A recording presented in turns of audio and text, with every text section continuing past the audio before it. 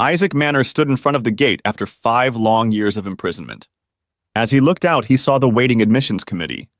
His ex-wife, his ex-daughter, her father, her mother, and his brother. Isaac turned his head to the guard and asked, "Sir, is there any other way out here? I don't want to run through this slum." He nodded at the small crowd in front of the gate. "Don't you want to see your family?" a guard asked in surprise. "I have no family anymore. They have all betrayed me.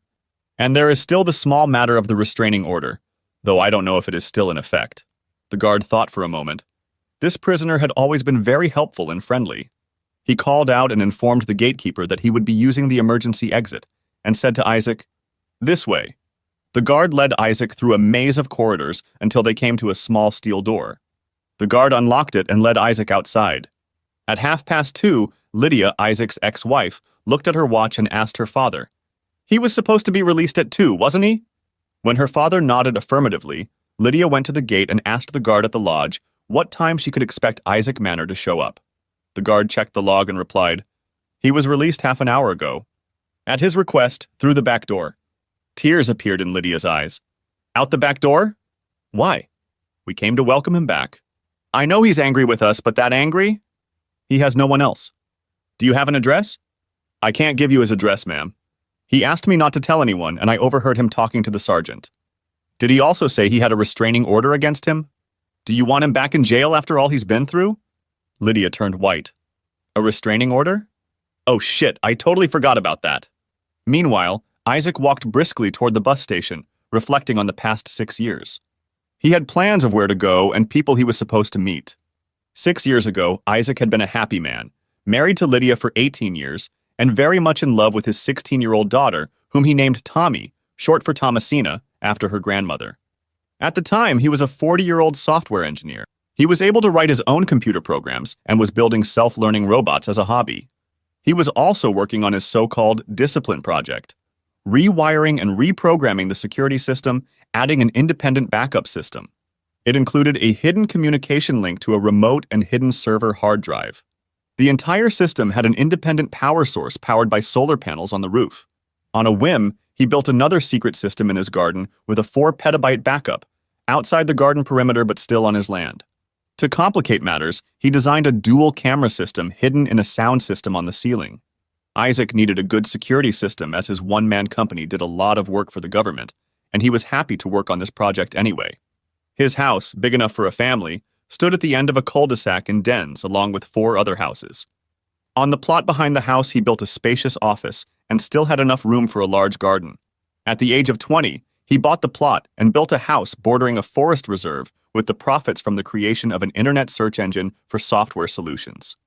He developed it and released it on the web, where one of the software giants immediately purchased it for use on their intranet. Isaac was an average man, 6 feet 2 inches, 190 pounds, with dark blonde hair and light brown eyes and a friendly face with generous lips, and a beard that he had to shave off in the evenings when he wanted to go out and look presentable. He loved bicycling and walking, but didn't like vigorous physical exertion. Isaac was shy, but when he came out of his shell, he became a caring, charming, witty person and a good conversationalist who could talk about a wide variety of topics. He was also an avid reader and could quickly read anything in no time and even years later recall articles and passages from books. This came in handy in his work. 6 years ago, local Sheriff Peter Ramsday asked him to update the program controlling traffic lights in dens. Traffic had to become more efficient to reduce pollution. That's when things went wrong for him. When Isaac and Lydia invited the sheriff to dinner to discuss the progress of the project, the sheriff, when introduced to Lydia, immediately began fantasizing about a statuesque woman. It took Ramsday 6 months to realize his fantasy. Late one morning, Isaac finished the road project and headed home to celebrate and take his wife out to dinner. In the driveway, he saw an unfamiliar car. Guests? He thought. He walked into the house and saw Lydia and Sheriff. "What the hell is going on here?" he shouted. The sheriff stopped, smirked at Isaac. Then he said mockingly to Lydia, "Oh, the little one has learned. Now I'll leave you two alone and you tell him the rules." Lydia looked slightly embarrassed, but nodded in agreement as the sheriff walked out of the house. As the door closed behind him, Lydia asked Isaac, "Can we talk about this like adults?" Isaac's shock and sadness subsided, making way for an icy, calculating anger. "I want you out of the house. Pack your things and leave." "No. You let me have one affair. It won't last long. It'll be over soon. If you don't, the consequences will be yours and you won't like them. If you file for divorce, I'll take everything you have from you and you'll never see Tommy again. You're delusional. You can't possibly think I'd agree to that? You're out of your mind. Lydia sighed. I was afraid you'd react this way. I love you, but I need this, and it will pass. Don't do this to yourself. With icy calm, Isaac replied, Are you the one doing this to me and threatening me? You should know that I don't respond well to threats. I'm leaving now and will be back at 6 this evening. In the meantime, your lover can entertain you as he pleases. I'll never touch you again. But when I come back, you'd better go.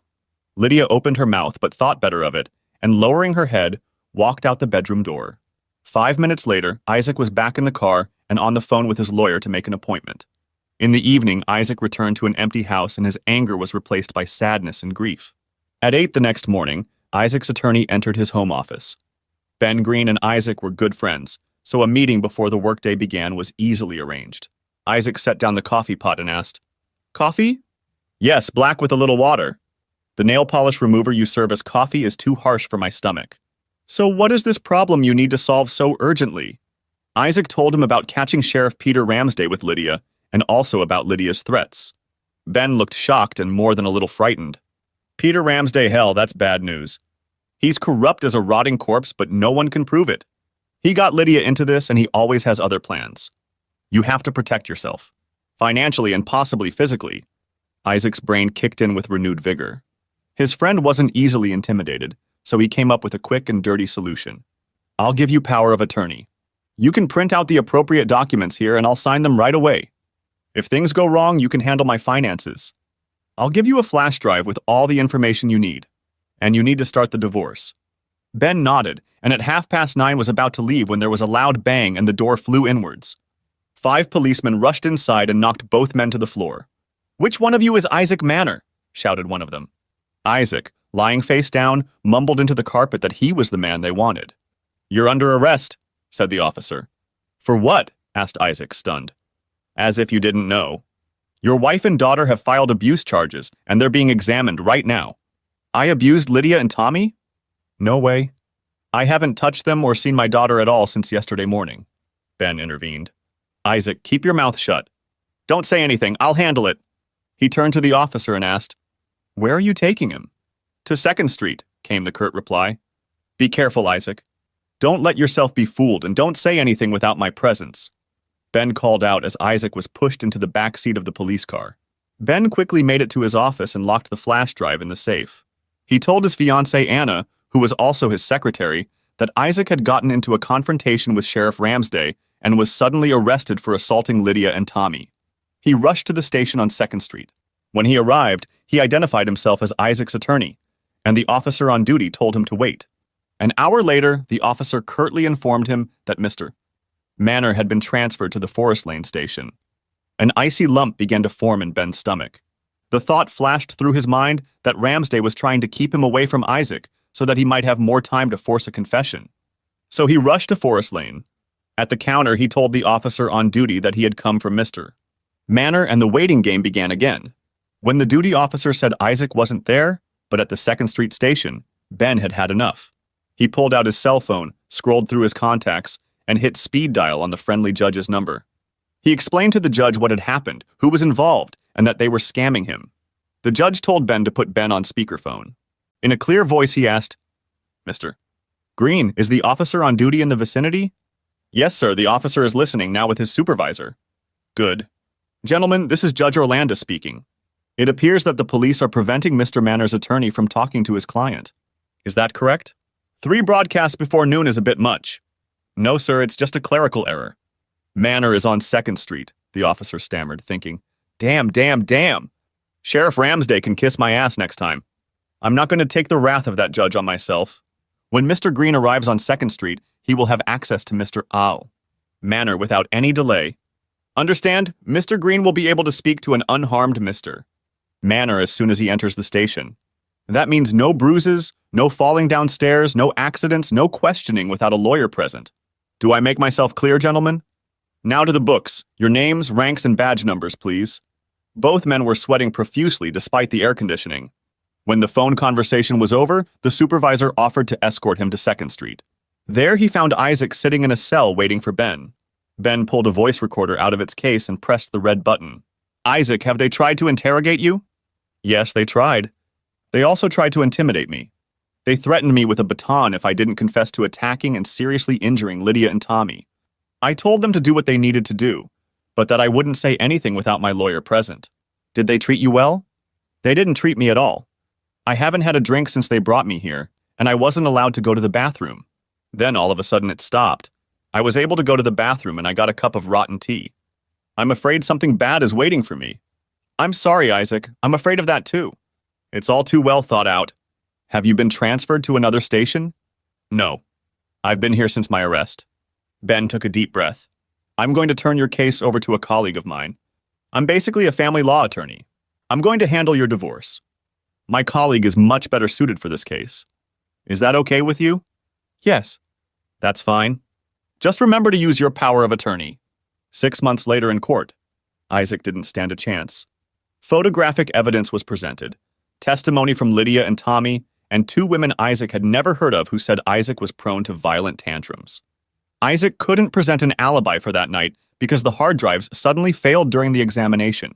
He didn't want to reveal his backup system, independent of the one they'd sabotaged. He might need it in the future. The prosecutor portrayed him as a bad father and an even worse husband who mistreated and abused his wife and daughter. All the while, Lydia and Tommy sat staring awkwardly ahead. Isaac thought they didn't look very healthy, but he didn't care. He himself sat stoically on the bench, waiting for the axe. The jury swallowed it all and found Isaac guilty on all counts. Finally, the judge passed sentence. Isaac was sent to prison for 5.5 years, minus the pre-trial detention. With any luck, he'd be out in 3.5, but Isaac was counting on the full 5 because of the sheriff's tentacles. As the judge read the sentence, he heard Lydia sigh. When he looked at her, he saw that she had turned ashy and his daughter was crying, eyes bulging. The only one grinning like the proverbial Cheshire cat was Peter Ramsday. Back in his cell, he got a visitor. The only thing the woman said as she handed him a thick envelope was, "You have been served." Isaac handed the envelope to his lawyer and asked him to give it to Ben Green. Left alone, Isaac sank to the hard bench in despair. 2 weeks after the end of his sentence, Ben came to visit Isaac to talk about the divorce. In the envelope were divorce papers and adoption papers that needed to be signed in order for Tommy to be adopted by Peter Ramsday. Isaac signed them without a second thought, even though it hurt like hell. Then he went over Lydia's demands with Ben. The house, half their savings, $5,000 a month for 5 years, and a trust fund for Tommy's education. Ben smirked but said nothing until he pulled out a small, high-pitched buzzer for peeping protection. Finally, Isaac asked in bewilderment, "That's it? So if I sign this, they'll leave me alone and can't go back to it?" Ben, still smirking, replied, "Yes." "That's right." Isaac was silent for a moment. "The house was mine before we were married. So that's an absolute waiver. It remains mine. Please board it up and put a fence around it. Turn off the water but keep the electricity on. And since that asshole is going to adopt Tommy, he can pay her tuition. Can you do that? 5 times 12 times $5,000 is $300,000, right? Just pay it in a lump sum and half of our savings is about $700,000? Offer her a round million and tell them to take the lump sum. No house and no trust funds. Otherwise, we'll start a war and make it as ugly as possible." Ben gathered his things and told Isaac he would make a counteroffer. Before turning off the buzzer, he asked, "Didn't Lydia know about the investment fund?" Isaac replied, "I mentioned it from time to time, but I never told her how big it was. By the way, has the city paid for the traffic light software upgrade yet? I'm guessing not, so I'd remind them if I were you. This money, about $175,000, is your fee. I may need you again in the future." Ben went home both sad and happy at the same time. Sad that his friend would disappear for another 5 years in prison for something he didn't do. And happy because he could finally afford the house he and his fiancée had their eye on. But first they had to get $175,000 out of the municipality. Ben knew they were legally obligated to pay it, but would probably do everything they could to avoid paying it. The next day, Isaac found himself in his new home. After the obligatory speech by the warden, he was escorted to his new residence. When he found himself in his cell, the biggest man he had ever seen stood before him. He was told that K2 was the biggest bully in the prison, and that as they promised, he would be given a warm welcome. K2 was concentrating on writing something on a piece of paper. Isaac took it all for granted and politely cleared his throat. K2 growled at him. If you ever tell the others that I can't write properly, you will die a very painful death. Isaac was stunned and asked, No one took the time to teach you? K2 looked up in surprise. You're the first person to ask that. I've had to work since I was 8 years old. What are you trying to write? No offense. A letter to my grandmother. She turns 87 next week. Can I help? If you dictate what you want to write, I'll write it down. No. I want to write it myself. I haven't finished it yet. When I'm done writing, you can rewrite it. That's a good idea, K2 exclaimed enthusiastically and clapped him on the shoulder. Oh, be careful. I'm not a mountain. Don't you want to learn to read and write? I can teach you if you want. The mountain man, whom everyone was afraid of, had tears coming to his eyes when he said, Yes, I would like that very much, but if you tell the others. Isaac quickly replied to diffuse the situation. Why would I do that? You're trying, and that makes me try to help you. Anyone who tries deserves help. My name is Isaac. What's yours? I'm Fabian Small. Don't laugh at me. But everyone calls me K2. I don't know why, but they call me K2. K2 is the second highest mountain in the world. It's also by far the most dangerous mountain in the world. Much more dangerous than Everest. I think you need to keep up Fabian's reputation. Isaac smiled at those words. After that, the ice was broken, and K2 dictated his letter to his grandmother. Isaac wrote it in large block letters, and K2 had no trouble copying it. Shortly thereafter, lessons began. After 2 weeks of detention, Isaac received a phone call. He had visitors, but he wasn't expecting anyone. Before going to prison, his brother had scolded Isaac during his only visit and told him he wanted nothing more to do with him. The only person he expected to visit was Ben, who wasn't due to visit him until the following week. Isaac walked into the visitor's room and saw his soon-to-be ex-wife and daughter at a table near the back wall. He walked over to the table where the guard was sitting and said with a chuckle, Come to gloat? Here's your chance. He turned and said to the guard, I've had enough. I want to go back to my cell, please, and walked out again. He heard Lydia wailing after him, Isaac, please wait. He just walked on, and the door closed behind him. Isaac turned to the guard and asked, Sir, is there any way to prevent this from happening again? They put a ban on me and now they come to rub up against me? I can certainly do without such visitors. The guard told Isaac that he would talk to the warden. Ben and Isaac sat in a small conference room designed for attorney-client negotiations. Ben, as usual, let out his noise emitter before saying, I have an amended divorce proposal here. Isaac raised an eyebrow. What do you mean modified? More money, more what? Ben looked at his papers and replied, No, Lydia is willing to give up half the money if she can talk to you. I'm sorry, Ben, but you will be the bearer of bad news to her. Please tell her verbally that I would rather shell out $500,000 than talk to her or her friends and relatives. Isaac, that's a very expensive disclaimer. You do realize that, don't you? Yes, Ben, I do realize that. But it's only money, and I've been humiliated enough. Please pass on the message, and may they rot in hell. Ben sighed. Okay, I'll do as you ask. Is there anything else I can do for you? Isaac smiled in anticipation of what would follow next. He said, Yes, you can. I need children's books for reading, starting from level 1 all the way up to the highest level. 2 for each level. He was not disappointed. Ben's mouth dropped open and his eyes got as big as saucers. Ben stammered, Why do you need this? Did they blow your brains out? No, but keep it a secret. It's for my cellmate. I'm teaching him to read and he's pretty good at it, so now I need books for him to read. Ben smiled. So typical of Isaac Manor. Good. I'll take care of it. The following week, the mail brought Isaac a package.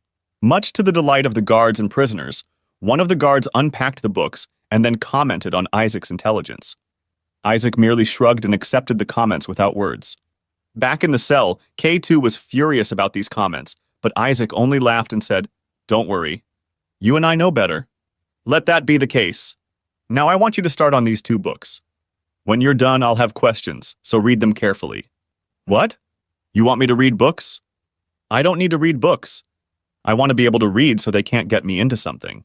That's where you are seriously mistaken, my friend, and even more than you realize. First, reading books helps you to read newspapers and other things better by recognizing words more easily. Second, and I think this is more important, reading books teaches you much more than just how to read better. Newspapers and books can be so much fun if you can read well. Just humor me, please. Start reading the damn books and make sure they don't notice you. Fabian hummed. Okay, I'll try, but only because you called me a friend. Well, aren't you? And Isaac held out his hand. K2's big paw squeezed it and he replied, Yes. You are my first and only friend. Isaac's only thought was that K2 must have lived a terribly lonely life and that he wished he could change that for the giant. Isaac entered his cell with difficulty. He had bruises all over his body. K2 immediately got to his feet, forgetting about the book, and helped Isaac into his bunk. Angrily and with a sound like rock scraping, he asked, What the hell happened? Isaac tried to catch his breath and wheezed. It seems my wife insists on taking my house, so her friend Sheriff Peter Ramsday sent me a message. You don't want to give up your house? You'll be beaten until you give it up, K2 growled. I don't care if they beat me to death. But the house is mine and will remain mine, if only for sentimental value. God damn it! It hurts? K2 looked at the man. You mean that? I can see it. Can you describe them? Isaac gave K2 a description of one of the 4 men before he went to the prison ward. The next day, 4 more men were admitted to the prison ward, all of them severely damaged. To the other inmates and guards, the message was clear and clear. Isaac was to be left alone. Over the next month, K2 proved to be a sponge of information and a voracious reader. He was very intelligent, and only illiteracy had hindered his development. He was now catching up on his reading with fervor. He also began sending other inmates to Isaac, who became Doc Isaac. There were now about 10 inmates in Isaac's class who needed instruction. During one of these classes, a conversation came up about life after prison and the difficulties of finding a job. Some of them nodded, having been in prison for the second time. When Isaac asked why, they explained that it was unlikely that anyone would hire an ex-convict or only for very low pay. When they wanted to start their own business, they needed an investor or a bank loan. Both were unlikely or at very high rates because of their past. That gave Isaac an idea. He asked them what kind of business they would like to start. One man, with only 4 months to go, admitted to Isaac that he was a baker and would like to open a bakery of some sort. So Isaac asked him to write a plan outlining everything needed. The man looked at him strangely until Isaac told him it was an assignment for math class. K2 was also in that class, so Isaac asked him what he wanted to do after he finished his sentence. K2 told Isaac that he really wanted to work in the security business. Isaac smiled and said, It takes a thief to catch a thief? I have an idea, and if it works, I can be useful to you. From now on, you're my head of security, deal? With the familiar sound of stone grinding against stone, K2 replied, Oh yes, I agree. Very much so. And they shook hands again. During Ben's monthly visit, Isaac talked about his idea. He wanted to create an investment fund that would allow ex-convicts to start their own businesses. The fund would also help them deal with legal and financial red tape. Would Ben have wanted to participate? Isaac wanted to use some of his investment fund as seed money after the divorce.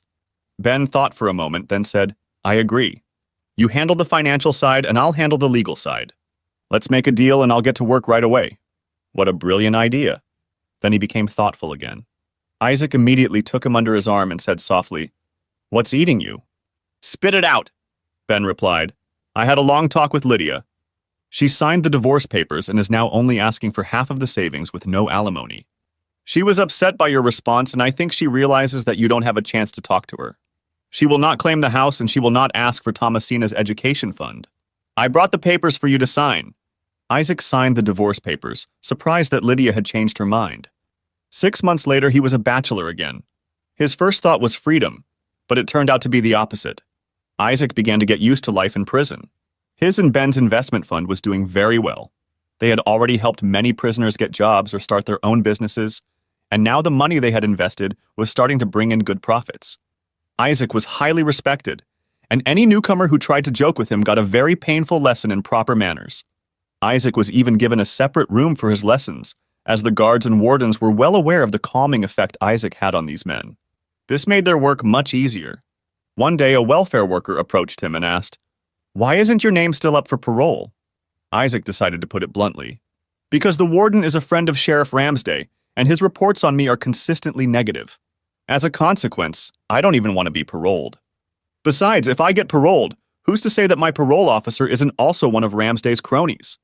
Could they, on a whim, put me back in prison and give me extra time? No, not for me. I'll be out in a year and truly free. You don't have much faith in the legal system of this city. No, ma'am. I was set up by the sheriff and my ex-wife when I caught them doing dirty deeds. but I can't prove it. Please don't talk to me about a fair legal system. Is that all, ma'am? Yes, yes. I'm sorry to bother you. Don't think about it, ma'am.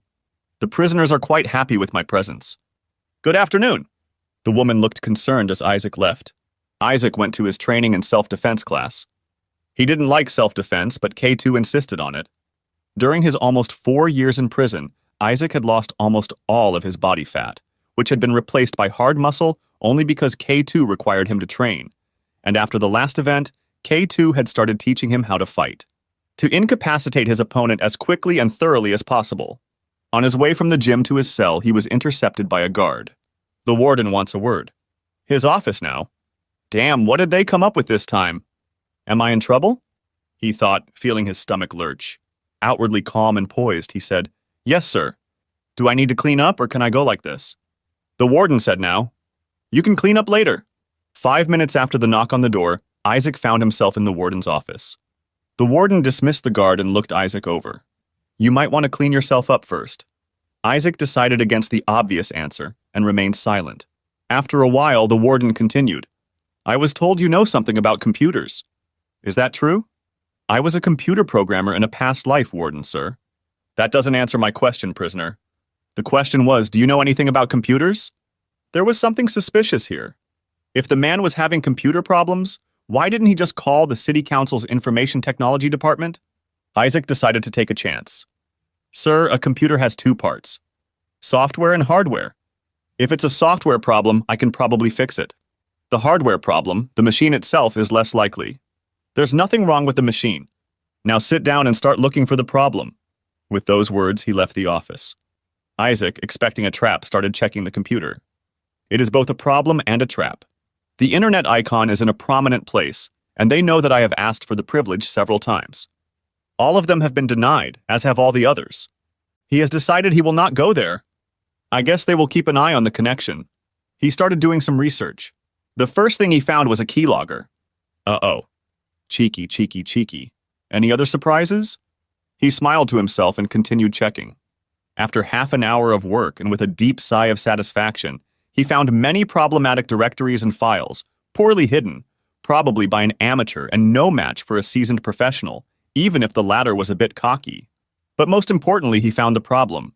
Even for a talented amateur, it was pretty simple, but Isaac wasn't about to tell the warden about it. Isaac waited, standing next to the desk and folding his arms, until the warden and the guard entered the office again. They looked disappointed. The warden asked with annoyance, Did you find the problem? Yes, sir. I can explain it. In private, please. The warden looked at the prisoner, who looked perfectly calm, and nodded to the guard to be left alone. Only after the guard closed the door did Isaac begin in a soft but firm voice.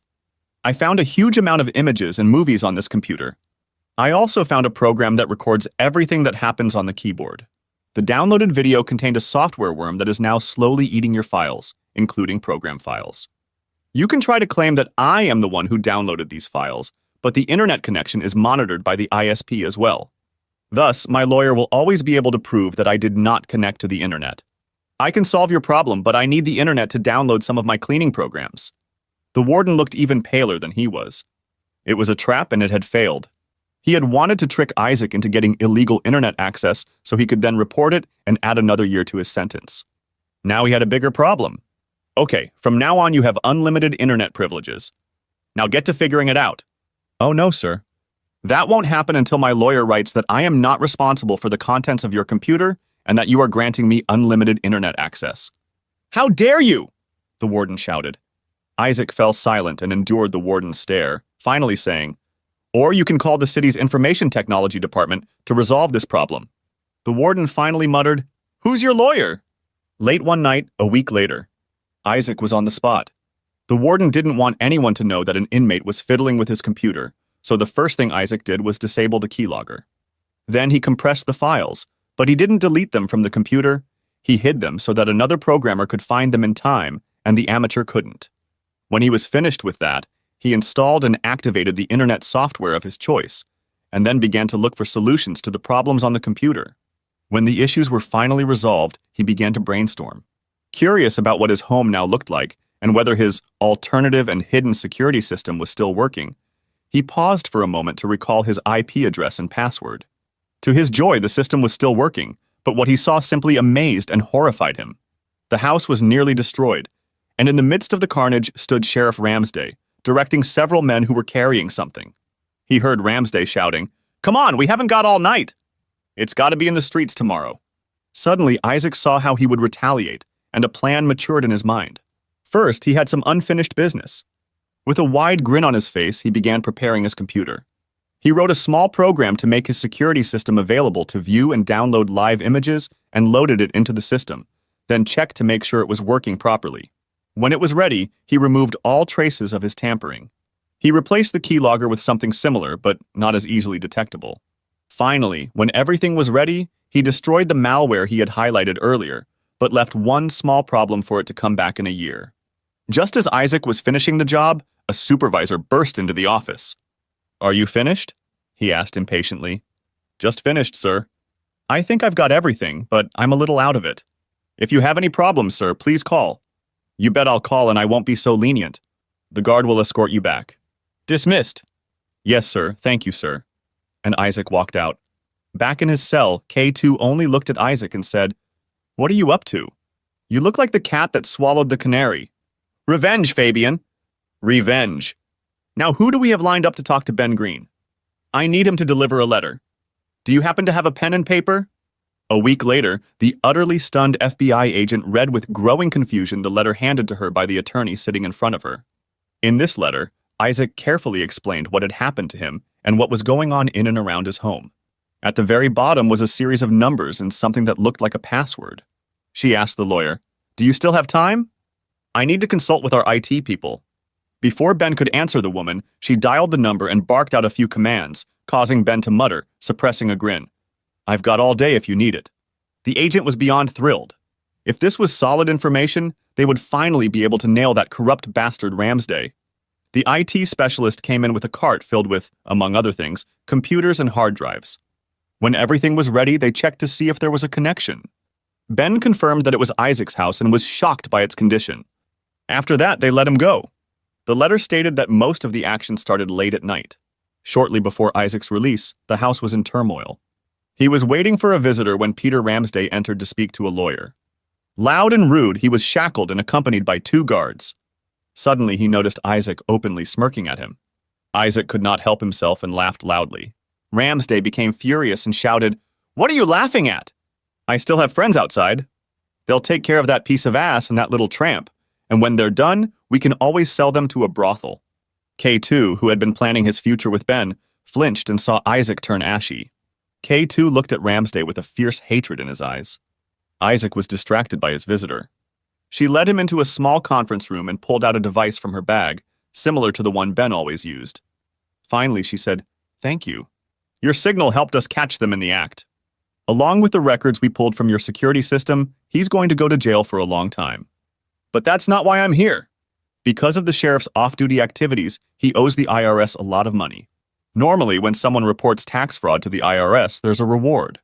We thought we'd give you this reward as a thank you. Of course, we don't know how much it will be yet. Knowing this favor?" Isaac marveled at the effort they had put into this and replied, "I am grateful. Thank you. I'm happy enough to see the bastard behind bars as it is." They talked some more. The agent was trying to figure out how Isaac had found the entrance to his security system. Isaac smiled and dodged all questions. He still had a score to settle with the warden for stripping him of all the privileges he was entitled to and the negative reports the warden had issued to keep him in prison. That night, Peter Ramsday woke up in his high-security cell. He was very dizzy and lying on his back, which made him very uncomfortable. Stretching his arms and legs out to different directions, he tried to roll over to a more comfortable position, but it didn't work as he expected. He was tied down. "Did you threaten Doc Isaac? You're going to pay. If you entertained his wife, it'll cost you more." The voice came again. "If you try to threaten Doc again, you'll find out that we can get to you anytime, anywhere. Now listen very, very carefully. If Doc Isaac just stumbles and you or any of your little friends are in the neighborhood, or if anything happens to Doc's family or friends, however distant, we'll come and get the other one. Nod if you understand. We also think it would be good of you to apologize to all of us for the inconvenience you have caused this man, but that, I suppose, is not in the stars. The startled former sheriff nodded vigorously in agreement. Shortly after the incident, a guard led Isaac through the prison maze and then watched him leave through the back door. Isaac entered the bus and bought a ticket for a simple purpose. He needed transportation, communication, and a place to sleep for that night. That's where the XCOM Services Network came in handy for him. XCOM had been opened at the same time as Isaac and Ben's investment company called Izbexcon Investments. After 3/4 of an hour, Isaac got off the bus and walked for another half hour until he reached the parking garage. There he was greeted with a hearty shout, "Doc, you're out!" "Welcome back. Want a drink?" Isaac smiled broadly. "No, thanks. I need transportation. What do you have for me?" The man smiled back and replied cheerfully, "Ben already told us you were coming. I picked out a Nissan truck. It's a nice clean truck, cabbed, low mileage, powerful 4-wheel drive. It's right here." Isaac looked at the truck, smiled, and said, "It's a great fit. I'll take it." "How much?" The man looked shocked. "I can't make you pay. After all you've done for me." "Nope, can't do that. I'll settle for a discount, but no freebies." "And don't argue." The man sighed. Ben predicted that. "We'll figure something out." Enjoying a cup of tea, Isaac waited for the paperwork to be sorted out. A little while later, he started the truck. He familiarized himself with the layout and operation before heading out to visit his trusted friend. Late in the afternoon, he settled into a comfortable chair with a deep sigh. He said to Anna, now Ben's wife, "It's been a long time since I've sat in a chair like this." Anna smiled at Isaac. She was very fond of the man. Many times she had gone with her husband to the prison to see him, and like her husband, she knew Isaac was innocent. At the same time, she noticed that his face was badly haggard. Many disturbing wrinkles had appeared on it. His eyes were soft and bright before, but now there was sadness in them. Because of his beard, his face was no longer as easy to read as it used to be when she could read him like a book. His manners, however, were still those of a gentleman, courteous, well-placed, and indeed gentle. Isaac brought her flowers. He still remembered Ben and Anna's wedding day, even though he had not been able to attend. She told Isaac that Ben could come at any time and he would pick up the Indonesian food on the way home. They knew it was Isaac's favorite food. Ben entered the hall with great enthusiasm. "What's that ugly sapphire blue truck doing in my driveway?" He laughed and the men embraced. "Welcome back, Isaac. I'm so glad you're here." Isaac just nodded, suddenly at a loss for words. Anna stroked his back and quietly told him, "It's okay. We understand. Take your time." Isaac flinched. He shook his head to dispel the gloom and said, "Sweet home." The spell was broken. "Isaac, what do you want to drink? Beer?" Isaac thought for a moment and replied, "No, just some sparkling water. I haven't had a drop of alcohol in 5.5 years." "I'll keep it up." Anna started to serve dinner, but suddenly stopped with a tray of delicious-smelling food in front of the two hungry men. She smiled and said, "Now that you have my attention, I have something to say. We will dedicate this evening to celebration. Tomorrow you can go off to fight dragons again. Deal?" Both men immediately agreed. It was the signal for a very enjoyable evening. For the first time in almost 7 years, Isaac felt calm and relaxed.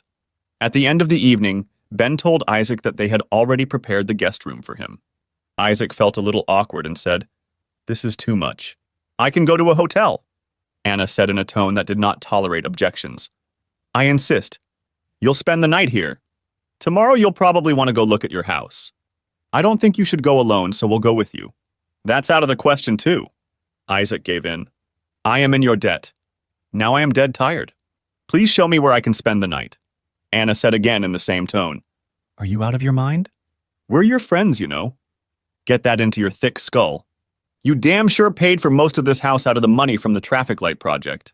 Ben will show you the way. Tomorrow will be a new day." Much more gently, Anna said to Isaac, "Sleep well, you big guy. Don't forget that we love you too." Isaac didn't sleep well that night. The bed was too soft, it was too quiet.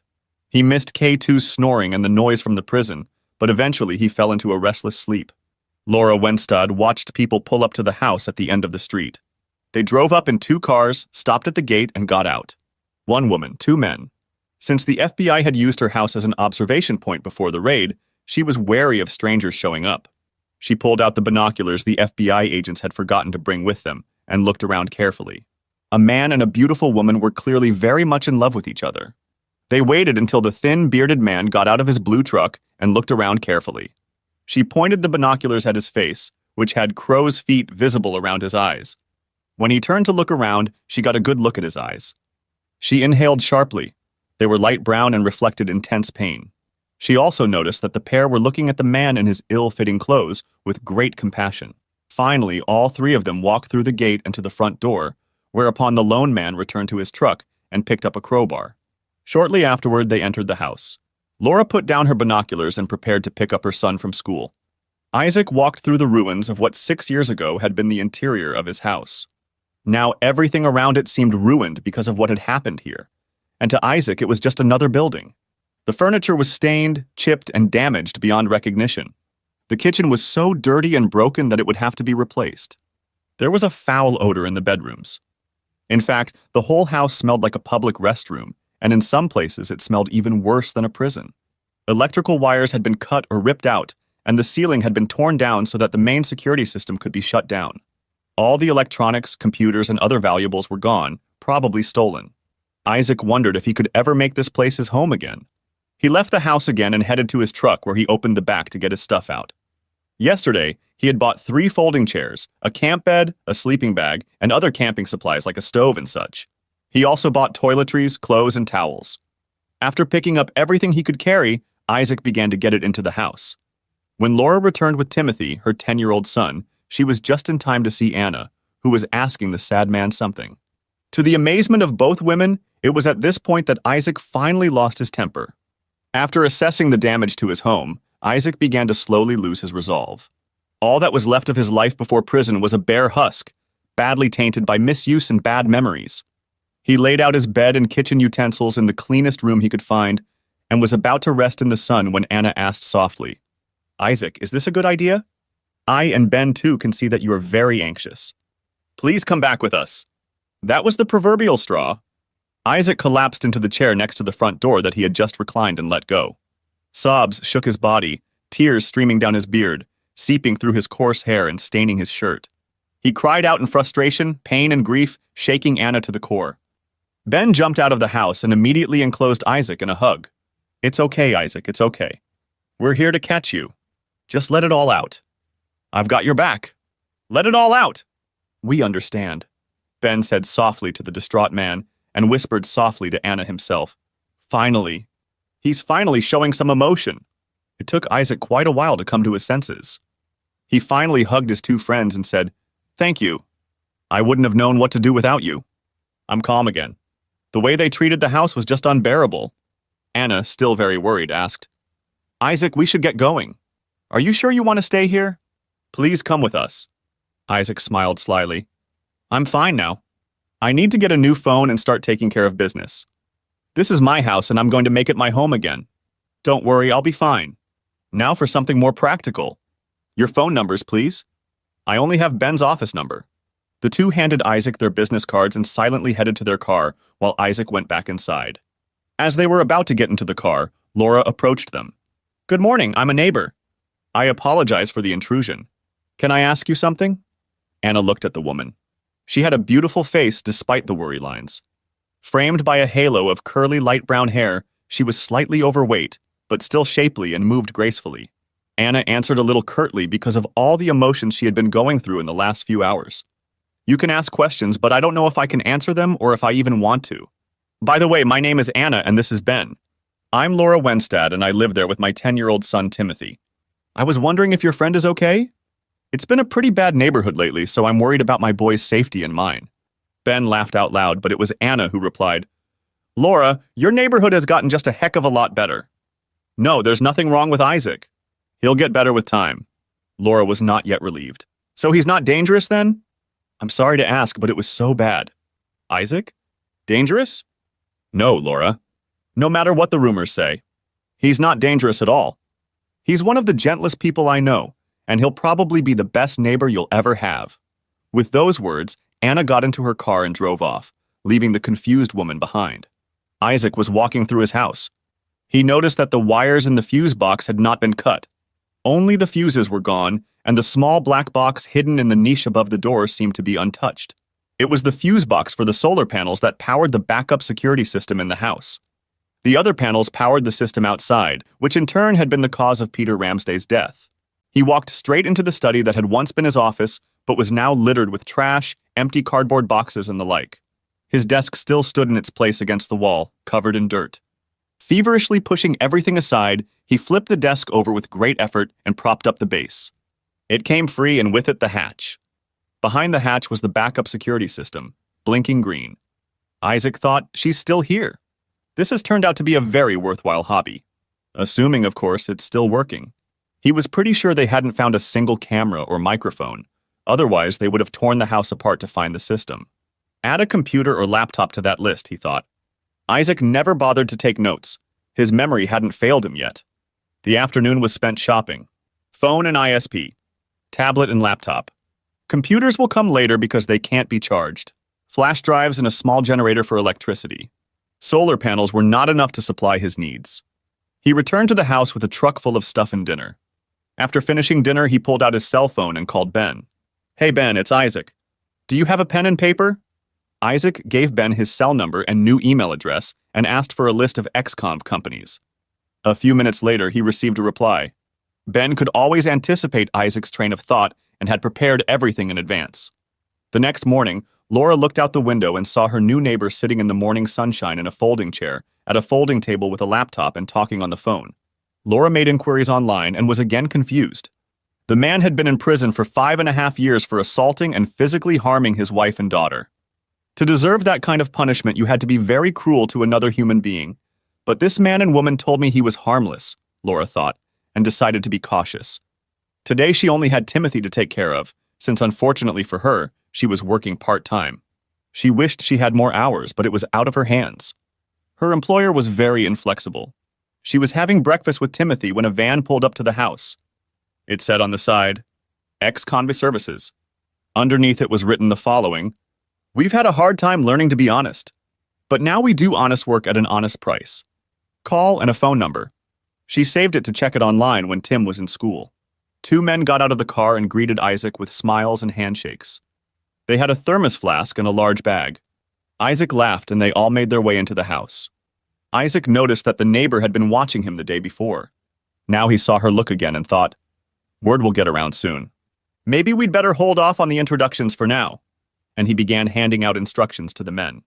"I need to clean everything up. We'll start with the kitchen, the bedroom, and my office over there. Everything can be scrapped. If you find anything and don't know what to do with it, just come and ask." That same afternoon, a truck pulled up and unloaded a 40-yard dumpster. A short time later, Laura looked outside again and saw a minivan with the XCOM Services sign on the side. A woman got out of it, looked around, and gave directions to the others. When she finished, she walked to the back of the van and pulled out a large bouquet of flowers, then walked to Laura's front door and rang the bell. Laura opened the door, and the woman handed her the flowers with the words, "Regards, Dr. Isaac, for the inconvenience. And if we're being too loud, just say the word and we'll stop." The woman walked away, leaving Laura with her mouth hanging open. Laura looked over to the other house and saw Isaac sitting at a table next to the front door. He looked up at her and waved. She held out the flowers, waved back, and went inside to find something to put them in. She felt strangely elated. 2 weeks later. 2 dumpsters later, the house was cleared of the past, and Isaac and the contractor had finished drawing up plans to restore the interior. Admittedly, it was far from complete. Only his bedroom and part of the kitchen remained usable. Isaac was sitting at his usual desk near the door when the downpour began.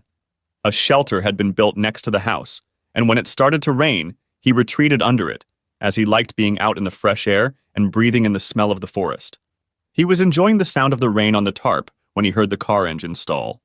Looking up, he saw that Laura was in a panic. He grabbed his umbrella and walked over to her. "Good afternoon. We haven't been introduced to each other yet. I'm Isaac Manor, your neighbor, as you may have noticed," Isaac said, smiling slightly so as not to give away his remark. "Yes. I'm sorry, I'm in a hurry. I have to pick up Tim, my son, from school." "I'm late as it is, and my car," whispered Laura. "From the sound of it, your car isn't going anywhere. You can take mine if you want, or if you're not afraid of being seen with an ex-con, I can give you a ride."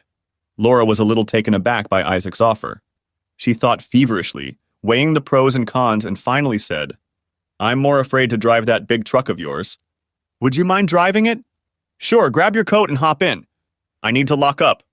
"Maybe you could use some help with the car?" Laura whispered shamefacedly. "I can't afford it." My ex..."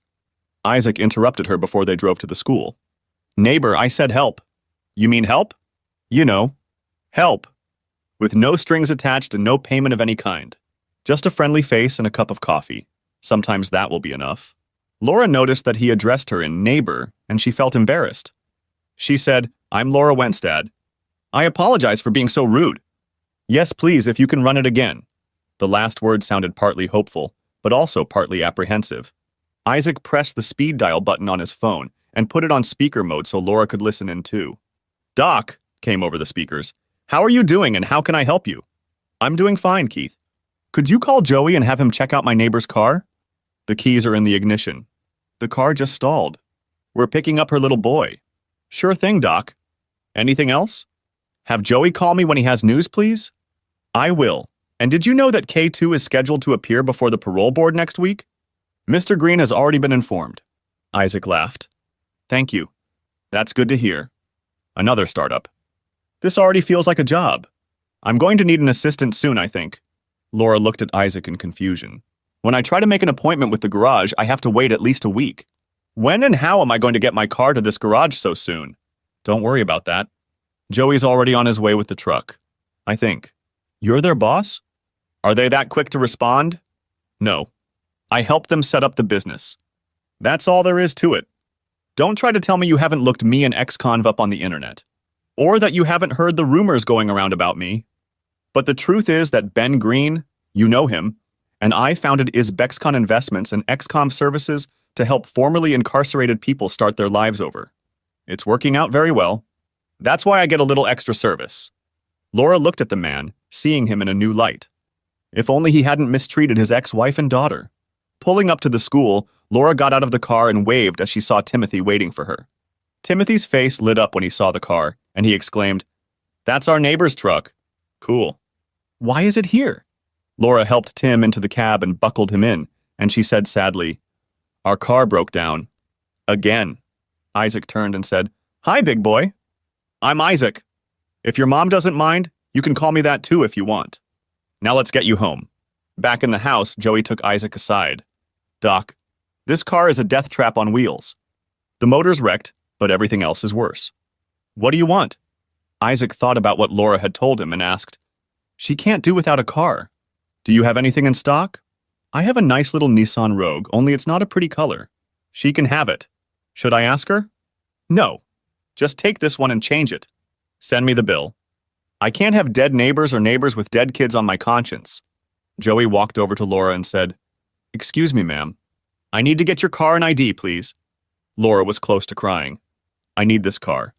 I can't pay for the repairs. Don't worry, ma'am. Doc's already taken care of it. I'll bring a replacement tonight. Laura stammered. Isaac took care of it? He can pay for it? Is he always like this? And call me Laura, please. You have no idea, Madame Laura. He's one of the nicest people I know. Honest, intelligent, and generous. And I know where that little preservation goes. No, Laura, he never asks for anything in return. You better not start a conversation with him because he considers it an insult. That's why everybody goes out of their way to help him with the work that needs to be done. He's still paying whether you want him to or not. And there are a lot of people who owe him. He paused for a second before adding, And I, for one, don't believe for a second that he did this to his ex. I've seen him work out in prison. He just doesn't have it in him. I gotta go, Sorry, Laura. I'll see you after dinner. Meanwhile, Isaac finally found the courage to open the backup hard drives.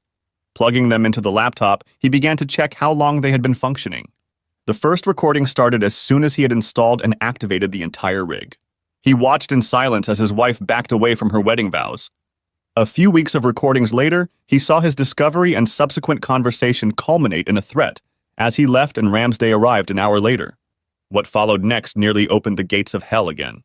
Ramsday calmly explained how to get Isaac to comply. They would be made up at the makeup artists as if they had been mistreated. Lydia would report to the police that they had been attacked and hurt, and Ramsday would take care of the rest. He will get Isaac to comply, after which Lydia will take the statement. What followed was a recording of the makeup artist going about his business and someone named Doc signing some papers. Isaac sat in silence, tears streaming down his face.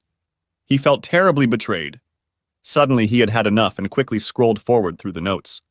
He stopped when he again saw Ramsday sitting in the house in the condition in which he had found him. Something caught his attention. Something in the body language of the men, including the prosecutor and the judge present, made him play the part. He heard Ramsday say, "No, this man has become a nuisance. He must be stripped of his ability to speak. Forever. Just throw him in the lake with a concrete block around his ankles." That's when Isaac stopped his surveillance. He shut down the hard drives and called the woman at the FBI. It took a while, but when he finally got through and explained what he had witnessed, they arrived very quickly. Isaac had already packed up the 2 discs and told the woman, "I need a certified copy of the records of these dates." He handed her a note with the dates on it and continued, "These records show that I was framed and imprisoned despite my innocence. I'm going to settle some scores."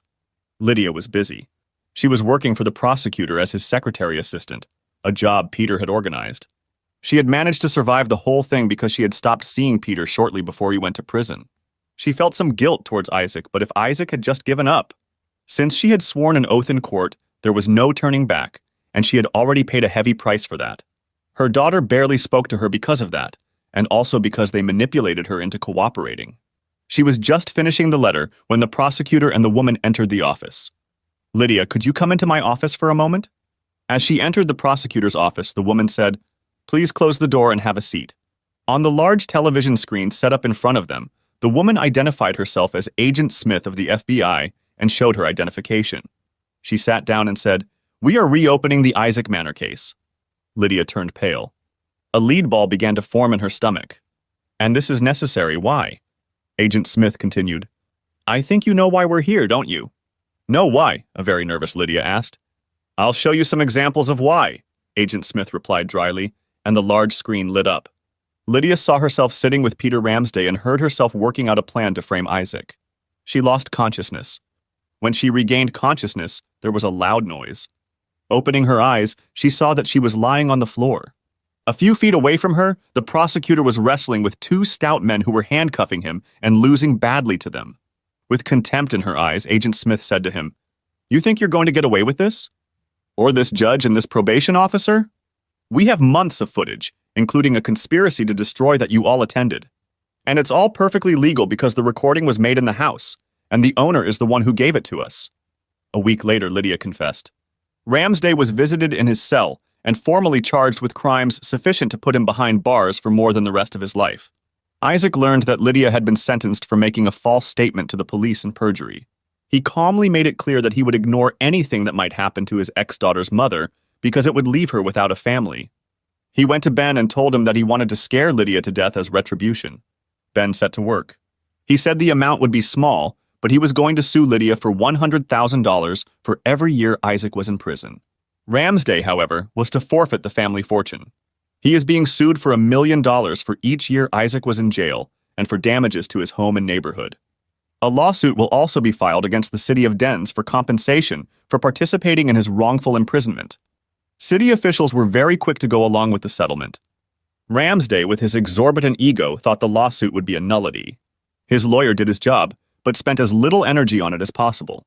He was fed up with the former sheriff's demands. Eventually, the court decided that Isaac's claim was valid, and the sheriff did lose his fortune. It helped that the money was going into Isaac and Ben's Uzbekistan Investments Trust Fund. Lydia was really scared to death of Isaac's lawsuit. She was in jail. She no longer had a job. Her house would be foreclosed on because she would no longer be able to pay her mortgage, and where would she find $550,000? She wasn't abused or mistreated in prison. In some ways, it was even worse. Her cellmates completely ignored her. They turned away when she tried to speak. She had her own cell because no one wanted to be in her neighborhood and preferred to sleep on the ground elsewhere. Lydia heard talk of an investment program, and when she asked what it was, one of the guards cynically said that many prisoners owed her for dragging her ex-husband into prison. Otherwise, the Uzbekistan funds would never have been established. In her misery, she forgot this again. Shortly thereafter, Ramsday had a fit when he learned that Isaac had been sued for $5.5 million and another $500,000 for repairs. He screamed that he would kill Isaac and send the 2 women to a Russian brothel. Shortly after that night, he had visitors again. This time, they were not so affectionate, and Ramsday continued to scream, but now in pain. Isaac had been out of prison for a year. K2 had joined him in the free world, and they had become fast friends. Isaac's house had been completely renovated and had regained its former glory. However, its decorations were still minimal. Meanwhile, he silently bought up every house that came up for sale in the cul-de-sac. That night he went to bed, but after a few minutes he had to close the window because of the terrible storm that had broken over the land. He looked out, shook his head, and looked out again. He saw Laura and Tim huddled in the doorway, soaking wet and shivering. He was angry. He grabbed the 2 raincoats the workers sometimes used and ran downstairs, ignoring the fact that he himself was soaked. "What are you thinking of?" he shouted. "You're catching your death. Put this on and come up to the house." Laura seemed about to refuse, but glancing at Isaac, changed her mind. When they reached Isaac's house safely, she looked guiltily at the ground and said quietly, "I'm sorry." I panicked and wasn't thinking. Isaac immediately diffused the situation and replied softly, "I'm sorry," I yelled.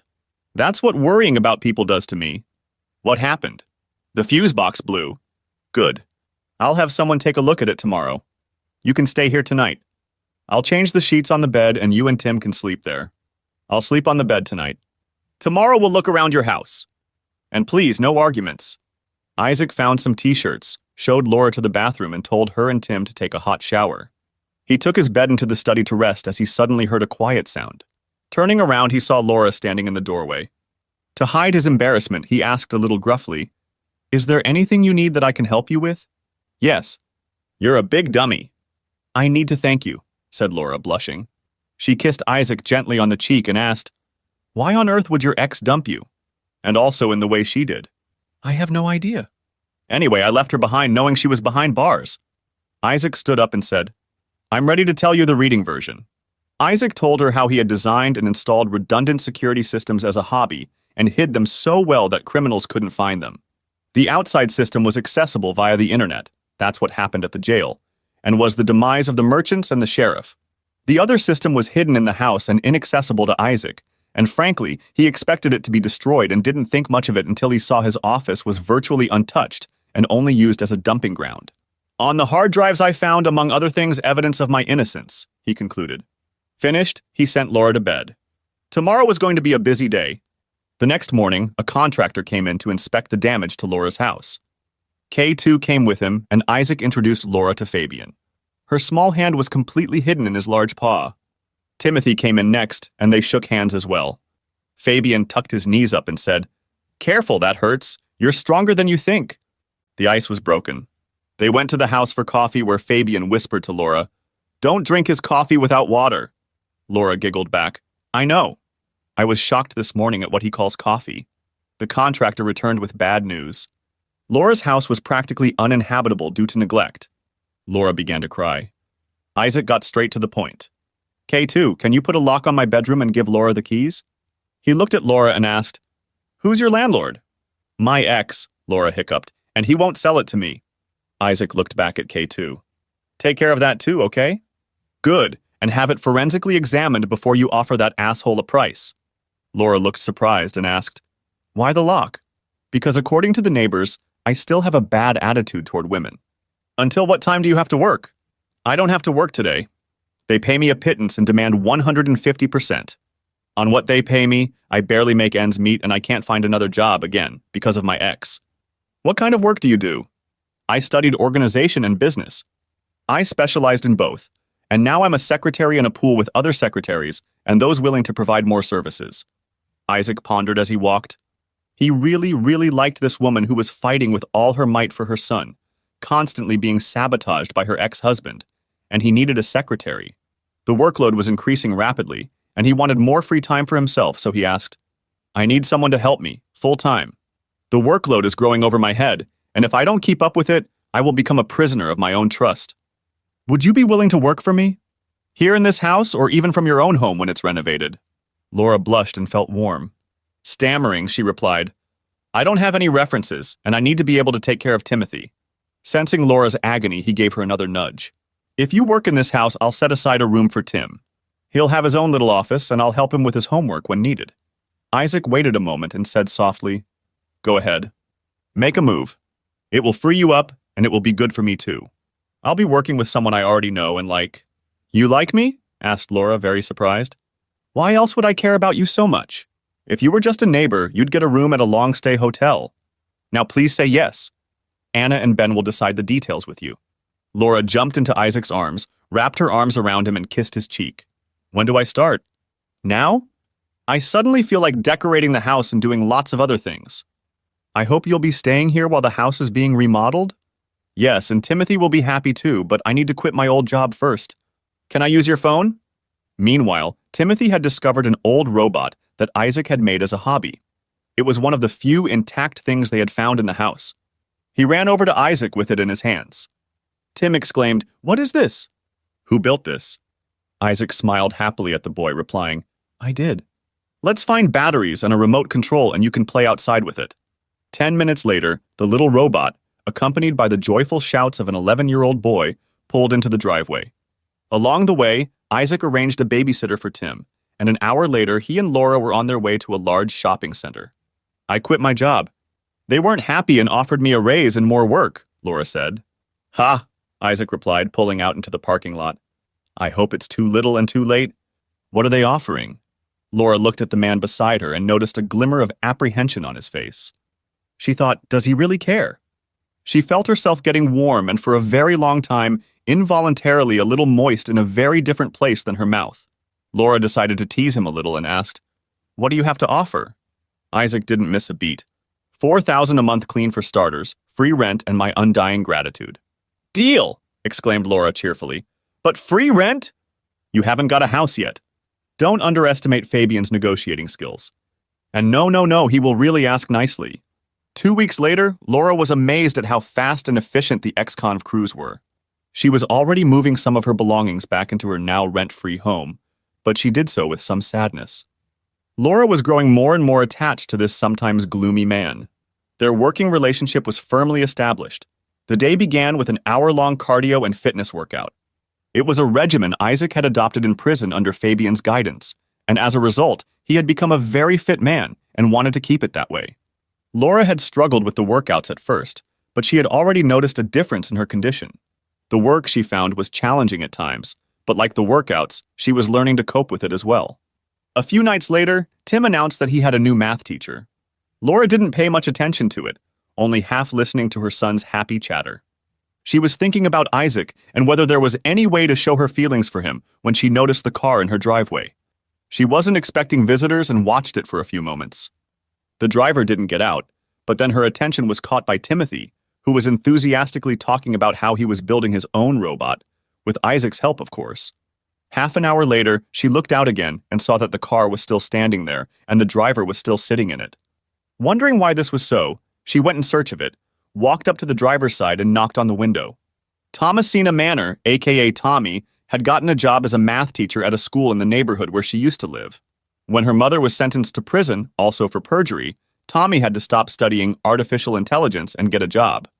There, she heard Tim talking enthusiastically about building a robot and felt a prick of jealousy. She used to do it with her father before her mother went crazy and got involved with the creep. Later, when she was writing invitations to parent-teacher conferences, she found Tim's address and her world went downhill. Could it be my dad is helping Tim? Did my dad go back to that house after everything that had happened there? She had to find out. An hour later, she was sitting in the car with a small pair of binoculars, watching my dad sitting in front of his house. She was shocked at how much older he looked compared to the morning she had left for school and said goodbye to him for the last time. She couldn't hold back her tears, but she was afraid to go near him. One day, her mother wrote Isaac a letter right after his release to ask for his forgiveness and to ask if they could be friends in the future. Isaac's reply came through his lawyer to her lawyer.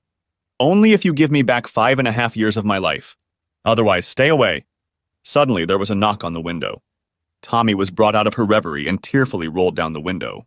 The woman looked at her and said, "You're certainly not all right. Come inside to calm down a bit. You can't drive now." Tommy, losing her balance for a moment, allowed the woman to lead her inside. There she was met by Tim. "Hello, Miss Tommy. Why have you come to visit us?" Laura was taken aback, but kept her composure. "I'm Laura Wenstad, and you are?" "Thomasina Manor. I teach Tim math at school. Please call me Tommy." A light bulb went on in Laura's head. "Manor? You mean?" Tommy nodded and replied sadly, "Yes, my father. I haven't seen him in over 6 years," and slowly sank to the floor. Laura picked her up and sat her down on the couch. She told Tim to get some water and then added, "Tim, please go to your room so we can talk." Tim obeyed immediately and Laura turned to Tommy. We need to talk. But first, you're in no condition to drive, so you're going to stay here tonight. If there's one thing I learned from your father, it's to help when help is needed. Tommy breathed a sigh of relief. She finally had someone to talk to, albeit a stranger. She looked questioningly at Laura, and Laura understood her question. She said, I know almost everything. The only thing your father never mentioned was your part in the affair, only that you were adopted by Peter Ramsday. Tommy shook her head vehemently and replied, I was never adopted. I refused, and eventually they gave up. When I realized what they did to my father, I stopped talking to my mother. I left that house when I turned 18. I couldn't call it home anymore. Shortly after that, Asshole and my mother separated. Laura had to digest this information. Isaac was convinced his daughter was adopted. After a while, she said, I think we have to find a way to convince your father to let you back into his life. I want him to be as happy as possible. He still has a picture of you in his desk drawer, you know? The tone with which Laura made her little speech made Tommy look at her closely and realize the truth. She touched Laura's hand and said softly, We have known each other only a short time, but one thing is obvious to me. You love him, don't you? A depressed Laura blushed and with sadness in her voice replied, Yes, but I don't know if I have any chance with him. Maybe I can help you if I tell you what I know about my dad from my own experience and from what my mom told me before she got brain damaged by that asshole sheriff. What do you mean? My mom told me once that underneath that shell and shine is a very shy man who doesn't want to impose himself on a woman in any way. The more he likes her or loves her, the more he keeps his distance. Laura suddenly perked up. Really? He's attentive? Do you suddenly find flowers on your desk? Tim tells me you've been shopping. You looked at something you liked in the store and suddenly it was delivered the next day? Laura could only confirm all of this. He loves you. Don't worry. My mother also told me that she had to catch up with him quite aggressively. Please take care of my father. I desperately want him to be happy. I want to see him so badly I can taste it, but I don't have those 5 years for him. That was his demand. When can you give me my 5 years back? Tommy's tears threatened to spill over again. Laura was having a very bad night. After a very emotional evening, a stranger had slept in her house and told her how the man she had fallen in love with was structured.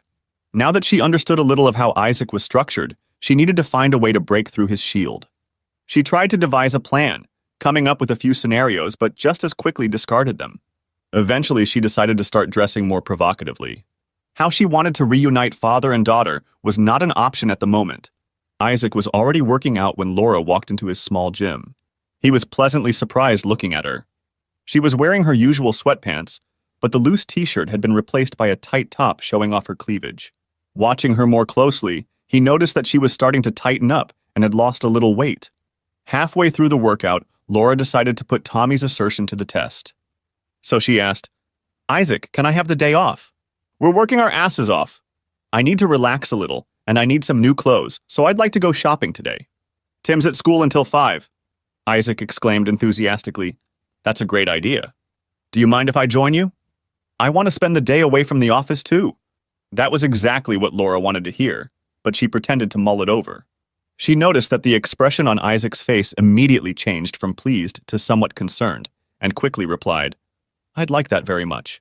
Some friendly company. You can help me choose. Are you sure? I won't take offense if you want to go alone. I'm also your employer after all, Isaac said, giving her a way out. Yes, you are, but you're also a dear friend, she replied, and kissed him lightly on the cheek. But there's one hard rule. Oh? What rule? No talking about work, Laura replied with a slight smirk. Seeing Isaac smile, Laura thought, mission accomplished. Laura thought happily. Now let's finish the training. Yes, boss, joked Isaac. An hour later, the three of them were on the car ride, first to Tim's school, and after dropping Tim off, to the mall. They arrived early, so Isaac and Laura took their time drinking coffee before going shopping for Isaac. Laura firmly told him that he should get rid of his convict image and start wearing clothes that would present him in a better light. After Isaac was secured, Laura began to have fun. She got rid of what she called Mama's fat. Also, since she didn't have to worry so much about how to get through the week financially, she became more confident and relaxed. Turning sideways, she admired her new look in the fitting room mirror and smiled. She found the other dress very pretty, but it was beyond her budget. Sighing, she returned it to the rack. She then went to the sportswear department and completely missed Isaac's gesture to the saleswoman. After lunch, they had a friendly argument about who would pay the bill. Of course, Laura lost. As they walked back to the car, laden with bags and boxes, Laura never noticed the extra bag between the rest of their purchases, along with a bottle of her favorite perfume. At home, Laura unpacked and discovered the purchased items. Tommy had hit the mark. She felt herself getting warm. I really have a chance, she thought. The next day, she went to the gym wearing another top. By the third day, she was getting desperate. By the end of her workout, her eyes filled with red tears. Isaac, taking one look at her face, was immediately at her side and asked, "What's the matter, Laura?" "You're crying. Is there anything I can do to help?" "In for a penny, in for a pound," Laura thought. "I have a problem with a man." "What, is he hurting you?" "In a way. The problem is that I love him. I love him, and I'm actually in love with him." Laura saw Isaac swallow and turn pale, but continued. "The thing is, he's not responding to my advances. Now I don't know what to do. Do you have any ideas?" Isaac stammered. "Laura, you've come to the wrong place for advice. But I'll give it a try. If this man is so dumb-headed, knock him on the head. He will be extremely stupid if he ignores you. You are smart, beautiful, and have a big heart. Be as direct as you can. He'll come to his senses." Isaac and Laura sat on the exercise bench. Blushing, she said, "I'm going to be as clear as I can be. Isaac, are you going to make love to me here or in your bed?" To say Isaac was confused is an understatement. He stammered, "What, you? You mean me?" "Yes, you. You stupid man. You.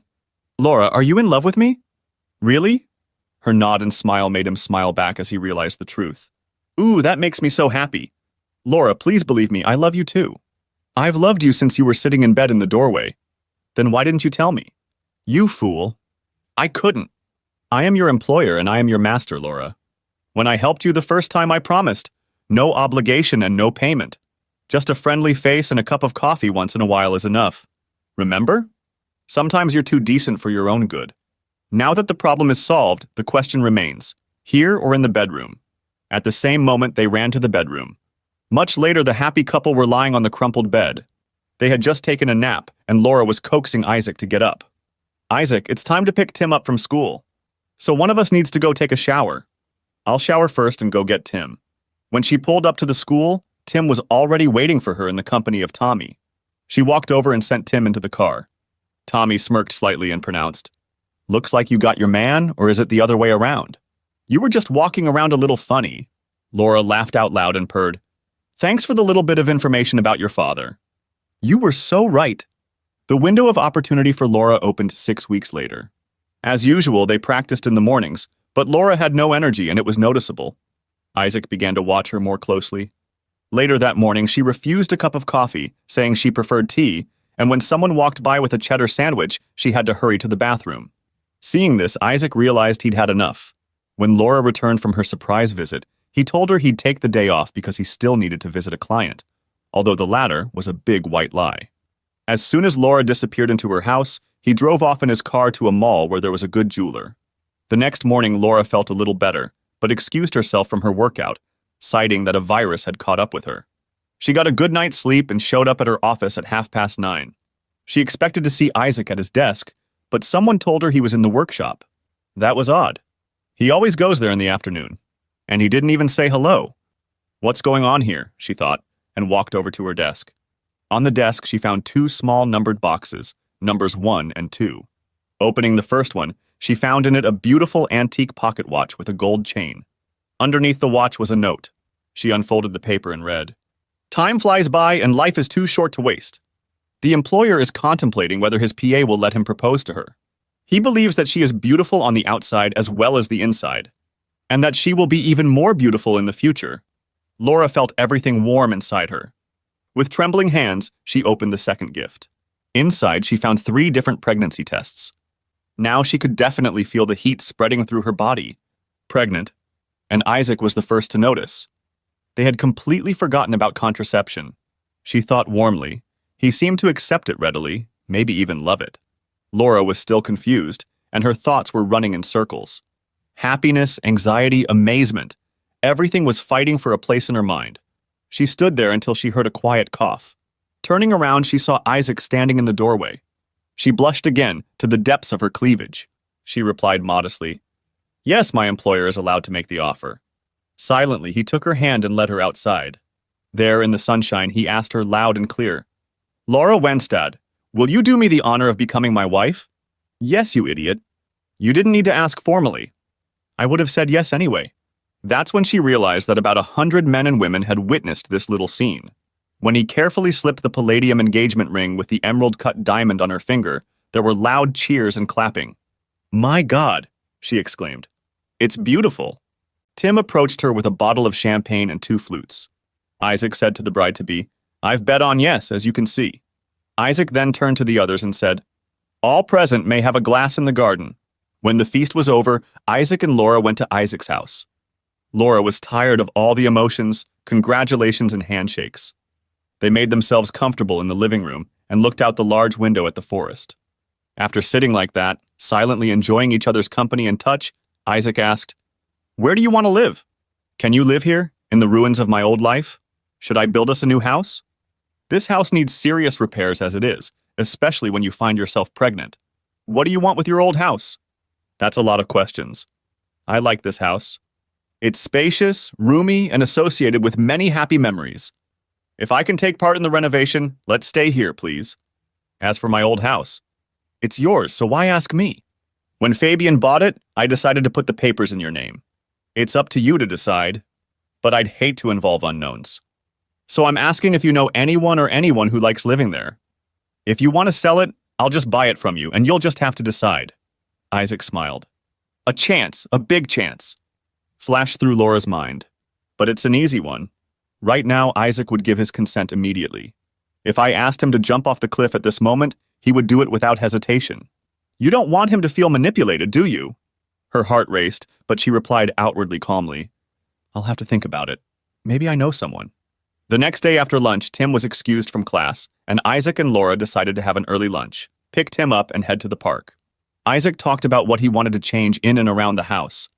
He wanted to add a pool with jets so he could relax or swim properly, and a balcony with a door to the bedroom. He suggested building an attached cabin for Tim, first with a door to the main house and then with its own entrance. There were a few other things, but nothing substantial. When everything was ready, Isaac asked if Laura already had a candidate for her house. Laura nodded affirmatively and took a deep breath. "Yes, there is, and I really hate to offer it to you. Can you promise me that you will listen to me first, think about it, and only then answer? Please trust me on this?" Isaac immediately felt apprehensive, but replied, "Yes, I can do that. I will listen first, think first, and promise not to snap, but I suspect I won't like it." Laura replied, "I think when you can step over your own shadow, you'll like it and make you very happy. Right now, it's nothing. You know Tim has a new math teacher, don't you? And he really likes her." Isaac only nodded. "She desperately needs somewhere to live. The house she's living in now is in foreclosure, and she has to move out within 2 weeks." Isaac asked, "And what's the problem?" "Her name is Thomasina Manor. And I emphasize Manor, not Ramsday, as you always thought." Isaac sat stunned, mouth open but unable to make a sound. Finally, almost exploding, he asked, "What?" Laura intervened. "You promised." "You're right," he muttered. Laura took Isaac's hands and in a soft voice began to explain. "She never knew what they were doing to you. She thought the makeup artist was working on her portfolio. Her testimony was falsified by Ramsday. Every time she went to the authorities to complain and wanted to see you and release you, she was denied because of Ramsday. The judge was on Ramsday's payroll, and before you were sentenced, even your ex-wife thought it was only to force you into submission." As Laura spoke, Isaac's face turned different colors, red, purple, white, and when she finished, he was ashy. She shook his hands and looked at his face and saw tears streaming down his cheeks. Isaac whispered, "Poor thing. What do we do now?" Confusion reigned in his mind. All he could think was, almost 7 years lost. Laura kissed him gently and lovingly to bring Isaac out of his personal hell. Finally, he snapped back. "Ramsday will pay for this. And it's going to be a very big bill. Don't do anything stupid, please? I don't want the father of our child. Yes, all 3 tests were positive. That was another thing I wanted to tell you." "Ugh, where was I?" "Oh, the father of our child is back in jail. That's not going to happen. I'm not going to do anything illegal with that bastard. But what are we going to do about Tommy? Leave that to me. Can you get home in an Uber?" "I can do better than that. The contractor will drive me back. He has to start with a quote for the work on the house. If you agree with them." Laura smiled. Your ideas sounded great. I trust you completely. Now I'm going to go pick up Tim and Tommy. As she pulled up to the school, Tim came running in and Laura whispered, Can you call Miss Manor? Tim ran off again and returned a few minutes later with Tommy, who looked a little worried. To ease the tension, Laura smiled as happily as she could and purred, I have a house for you. Really? And I can afford it? Laura replied, Oh yes, easily. Hop in and we'll take a look. Now. Yes. Why not? Tommy made up her mind. She couldn't help but trust this woman and got into the car. Laura drove home. Tommy was puzzled as they pulled up in front of Laura's house. When Tim jumped out of the car to go inside, Laura said, Here's your new house. Tommy was totally confused. What the hell, it's your house? No. I'm getting married. And you can afford it. Seriously. All you have to do is meet the owner. Tommy was wary. I'm not going to sleep with him, she shouted. Laura laughed loudly. No, dear, it wouldn't occur to him. Tommy was still stunned. She asked, When will I get to meet your mysterious host and when can I move in? Laura glared. Now and tomorrow. For now, we will only need to walk to the house next door. By the way, Tim and I and little Bambino will be living there too. Finally, the quarter fell. Laura took great pleasure in looking at Tommy. Her mouth opened, closed again, and opened only to utter an incomprehensible sound. She went from white to red and was finally able to stammer out, My. Your father. Yes. And he really wants to meet you. We're getting married because your younger half-brother or sister is on the way. Laura chirped happily. Tommy experienced a whole gamut of emotions. Jubilation at having a suitable place to live, happiness at being able to see her father, and surprise at becoming a big sister. But there was also excitement because she didn't know what to say to her father. In the nearly 7 years he had been gone, she had rehearsed entire speeches and thought up scenarios for their reunion, but now she couldn't think of a single one. Laura took Tommy's hand and gently nudged her toward the house she now called home in charge. Tim ran ahead and, as usual, knocked loudly on the door. Isaac opened it and said a little nervously, Hey, big boy. Are you alone? Tim jumped up and replied, No, Mom is coming with my math teacher. She's going to live in our house. Really? Isaac looked at the two women and said, Wow, what a sight. Two of the most beautiful and important women in my life side by side. When the women appeared on his doorstep, he whispered quietly with a tremor in his voice, Tommy, you have become such a beautiful woman. Can I give you a hug? Tommy almost jumped into his arms with a cry, Daddy! They stood for a long time, savoring the moment, until Laura called them into the house. Once inside, Tommy looked at her father carefully. He had changed a lot. He looked even older than he did through the binoculars. That was to be expected, but he seemed to have aged much more than 7 years. Wrinkles had appeared on his face, especially around his eyes, giving him a melancholy look. She remembered that her father had always seemed a little soft around the waist. Now she noticed that there was no softness at all. Skin, muscle, and bone. Oh, Dad, I'm so sorry. Laura interrupted their tearful reunion. Perhaps you'd better continue your acquaintance somewhere private while I start dinner. I take it you want to stay for dinner too, Tommy? Tommy walked over to Laura and hugged her tightly. Thank you so much. I'm so happy now, and it's all thanks to you, Mom. Laura smiled with wet eyes. I will do anything to make my Isaac happy. Now go and talk to Daddy. Isaac and Tommy made themselves comfortable in the living room, where there were comfortable chairs and side tables in one corner. Isaac offered Tommy a soft drink and said, There was no alcohol in prison except what they made themselves. I never touched it, and when I got out I figured I could do without it. But I don't mind if the others drink. Tommy nodded and she replied, I don't know where to begin. Are you really offering me Laura's house? I can think of a few complications. Isaac laughed softly. I've thought of that. The only problem that might arise is the restraining order she has against me. I realize she has no place to live when she gets out of jail, and you have plenty of room. Tommy, listen carefully. This is your home because you are Laura's tenant, and as such I can't forbid you from having guests and I won't. But, and this is the only but, your mother must keep her distance from me. I don't want her anywhere near me. That means in my garden and at my front door. She is not welcome here. I will ignore her when I see her in the street. If you can live with that, the rest of the question went unspoken. I understand, Dad. It's only until she's back on her feet again. There are other reasons I don't want Mom to live with me indefinitely. Isaac raised an eyebrow but remained silent. Tommy took a deep breath and purred. I have a boyfriend and they're very serious. I need space and privacy, and really, we haven't gotten along since she went crazy over that jerk. I hope Mom finds a job and a place to live as soon as possible. Isaac picked up on that thought and replied, Is she still working as an accountant? Maybe I can help her with a job. She should have enough money to pay her rent. I paid almost $500,000 to get rid of her. There should be something left over from that. No, Dad. She was plucked by that asshole, and now that asshole is completely broke. Last I heard, he had to spend his entire fortune on compensation.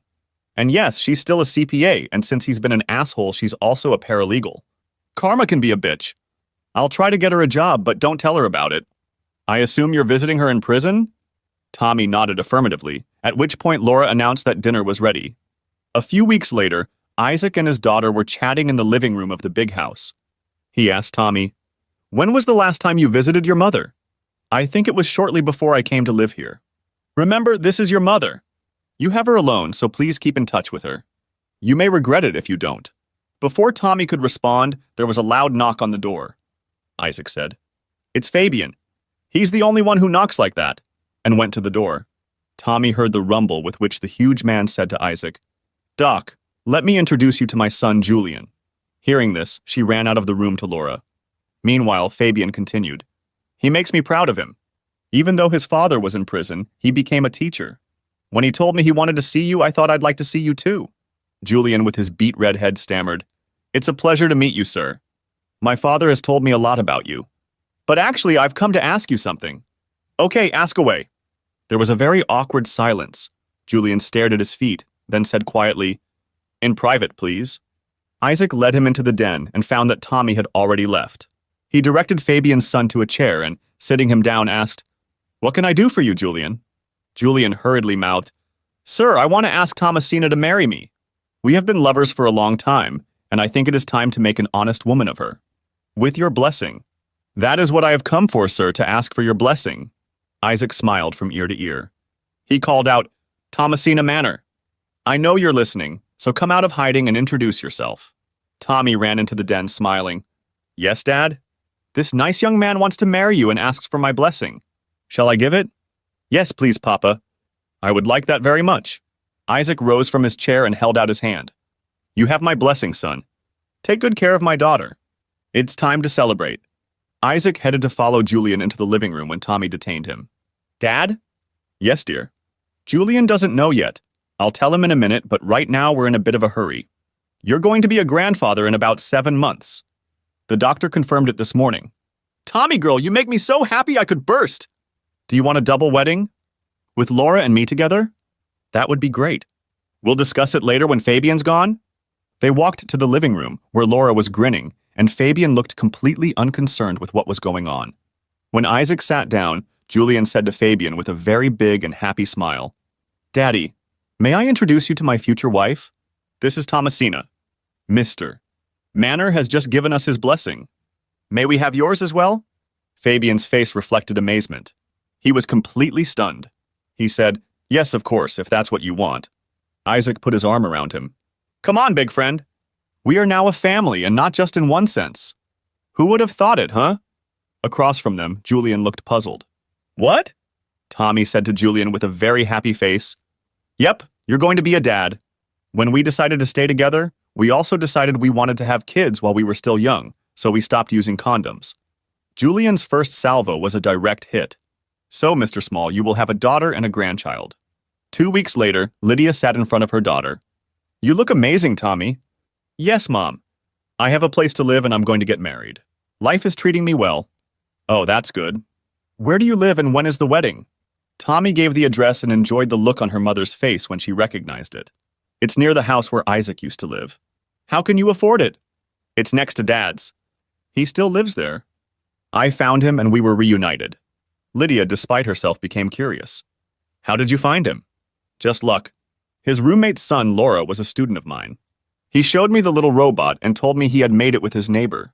When I noticed the address, I went to see what it looked like. Laura saw me following her and came out and asked me what I was doing.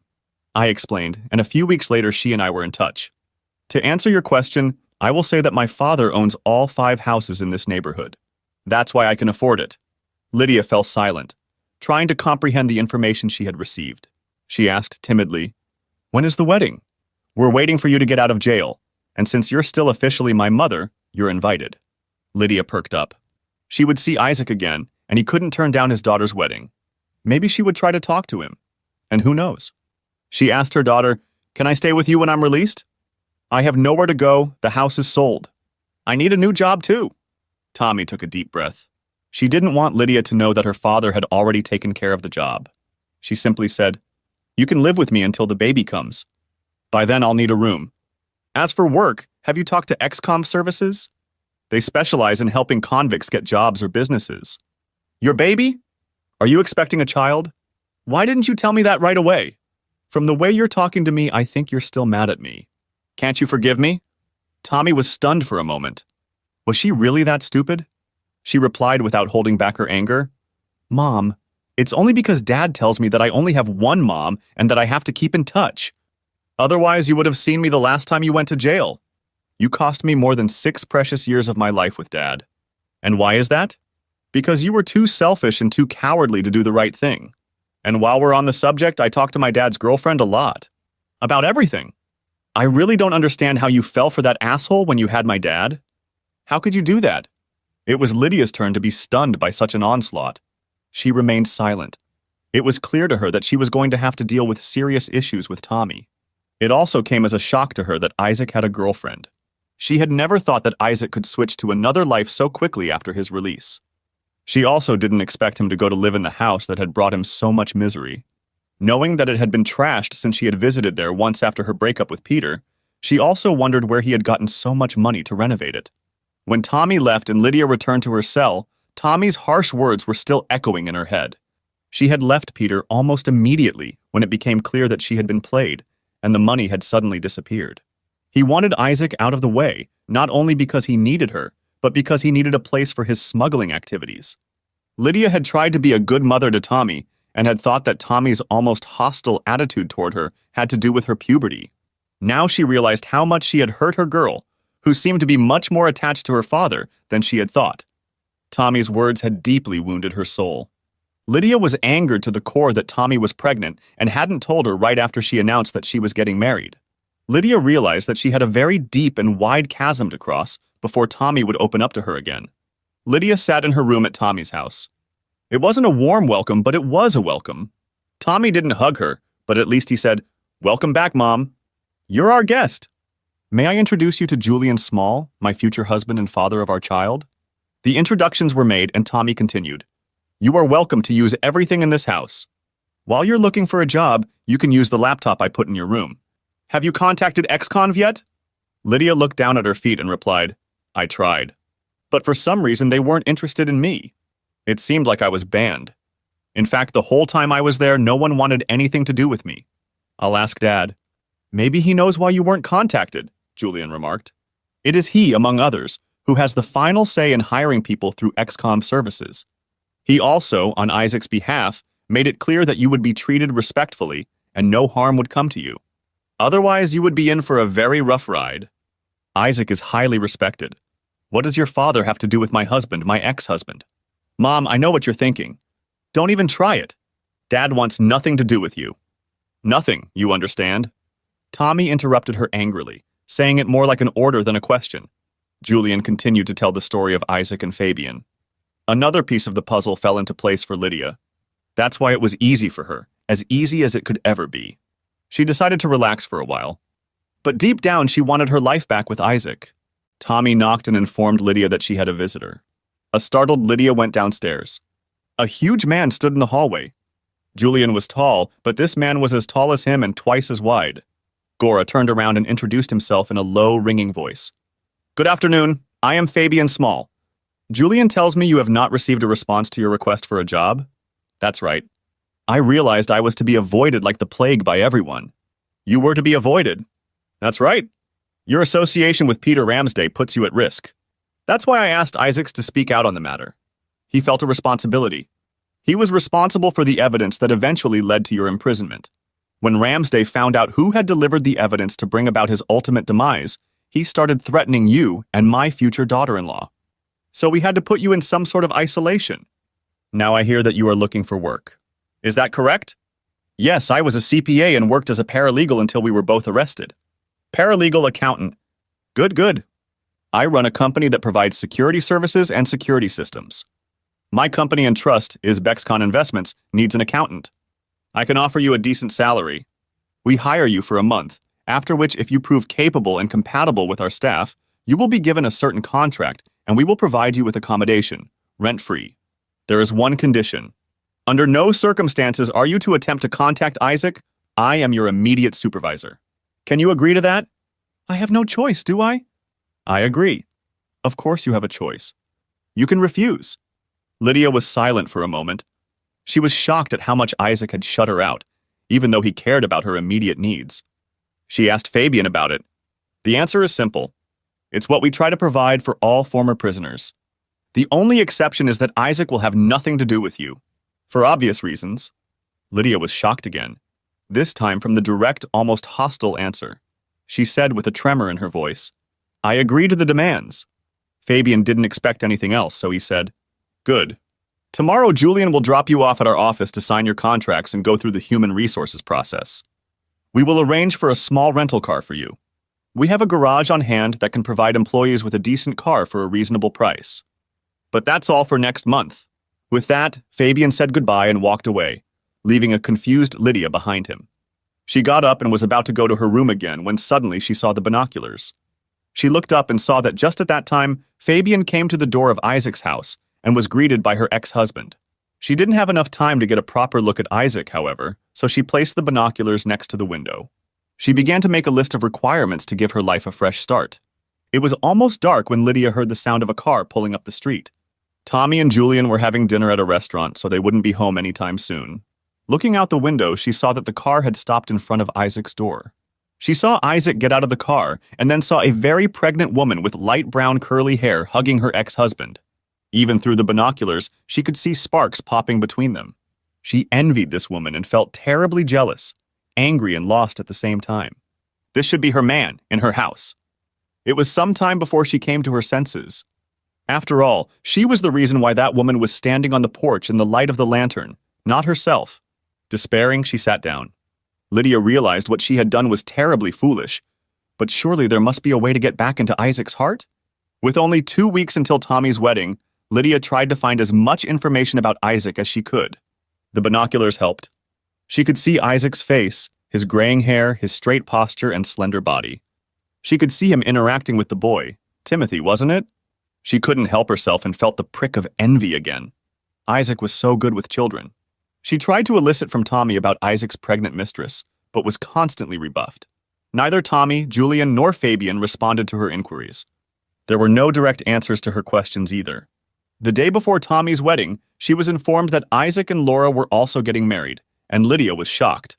She had been invited to Tommy's wedding and couldn't refuse, but the thought of having to witness her ex-husband's wedding was a direct blow to her ego. She felt devastated, all her hopes of reuniting with Isaac gone.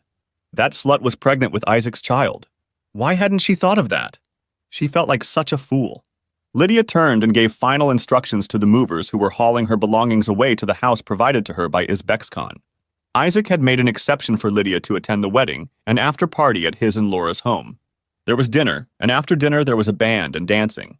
The dinner was held in a friendly atmosphere.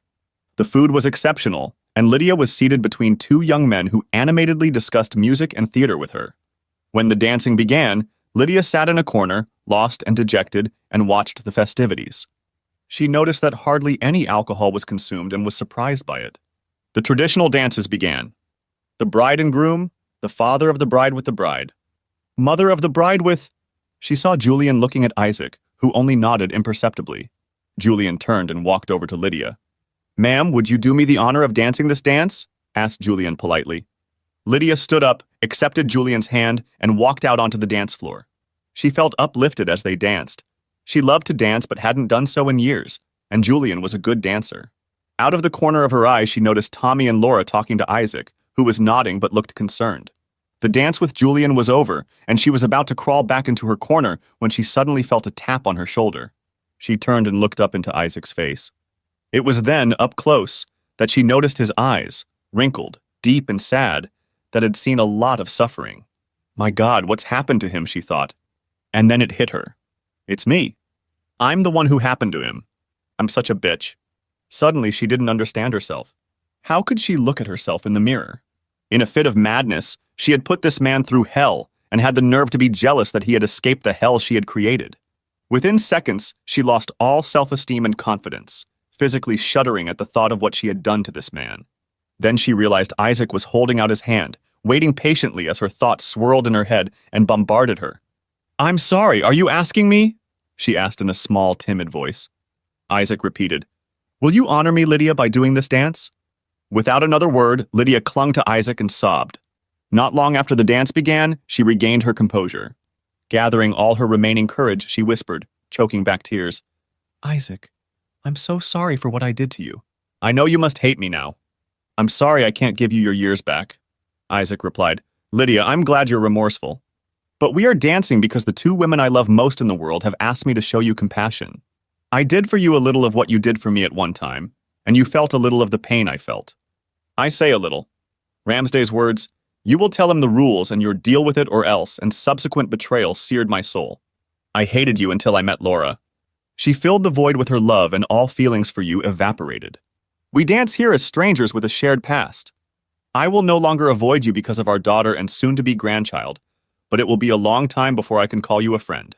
Mind you, I have two gatekeepers who will be watching you like hawks, with very sharp claws that they will not be afraid to use if you try to do anything, in their opinion, inappropriate to me. Now let's enjoy the dance together." Lydia almost inhaled the touch of the man she had once forgotten she loved. He felt different. Whereas before he had been a little soft to the touch, now his shoulders seemed bony and hard. His gait and movements betrayed strength and endurance. She remembered how capable he'd been between the sheets and marveled again at her own stupidity. Now she had paid a price for it, a terribly steep and terrible price. Instead of helping her daughter on the most beautiful day of her life, she was barely tolerated as a guest. Her father's fiancée was instead acting as her daughter's mother. They were so close, Lydia noticed. Julian had asked her to dance, and it should have been as familiar as breathing, but it required Isaac's permission. And her daughter and his wife had to tell Isaac to step over his shadow. Depression descended upon her like an evening shadow in a ravine. Sharply delineated, inescapable, heralding a cold, long night. She shuddered and clung to the man she had betrayed and lost. In Isaac's arms, she mourned all that she had cast away.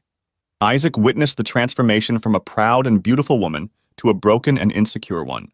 He was done with her. Now she had to fight for her return just as he had.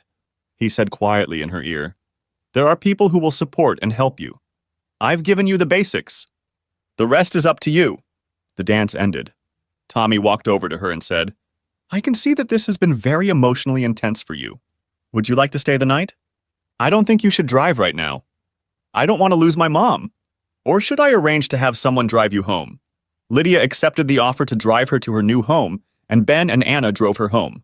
Before they arrived, Anna turned around in her seat and looked at Lydia. She said, "You are alone and friendless. You did wrong and you will pay for it for a long time. We all saw that tonight you finally realized what you did to Isaac instead of putting up with the inconvenience and dealing with the consequences. That was Isaac's goal. He completely destroyed Ramsday. That man is in for a hell of a time in prison, and not in a good way, but Isaac is not about to deprive his daughter of a sane mother. That's why, on Isaac's behalf, we're offering you counseling. It will help you understand why you went down the wrong path and deal with the consequences. All you have to do is think about it, and if you agree, tell Fabian." When Lydia arrived, she entered the dark house, took off her coat, and sank down on the sofa. There, in the darkness, she was released. She began to sob as all her emotions swept over her.